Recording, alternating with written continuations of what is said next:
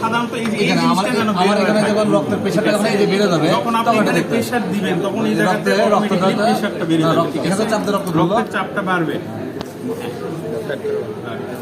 এখন আমি কিন্তু একটা জিনিস লক্ষ্য করতে বলছি যে ওখানে দেখবেন সাউন্ডটা পাচ্ছে কিনা সঠিক।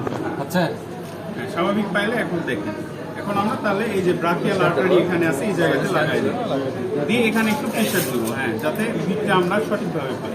তারপরে এখানে লক করে দেবো, বেশি জোরে দেবো না, লক দেখি, হ্যাঁ স্বাভাবিক আছে।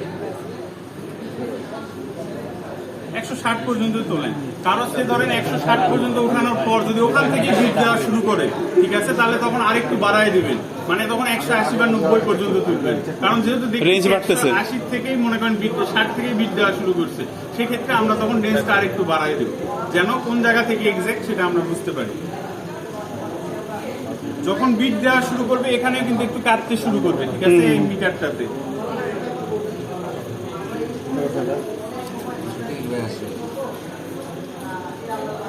স্যার 120 থেকে শুরু করছে, 80 একটু নিচে নাও মনে করেন 120 বাই 80 চেক হয়ে যায়, পরীক্ষা টেস্ট হয়ে যায়। না না, এখন টেস্ট হয়ে যায়। তাহলে এটা যেহেতু দেখেন উনি দেখার পর কিন্তু এটা ছেড়ে দেওয়া আছে, তাহলে আমি সর্বপ্রথম দায়িত্ব হলো এটা আমি আগে লক করে দেবো, দেওয়ার পরে এই যে প্রেশার দিচ্ছি।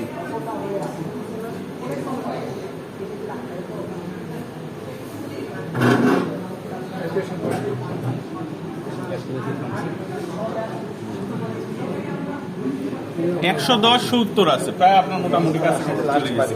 এটা বিষয়টা হচ্ছে কি আমাদের পুরোপুরি প্র্যাকটিসের উপর, ঠিক আছে, যত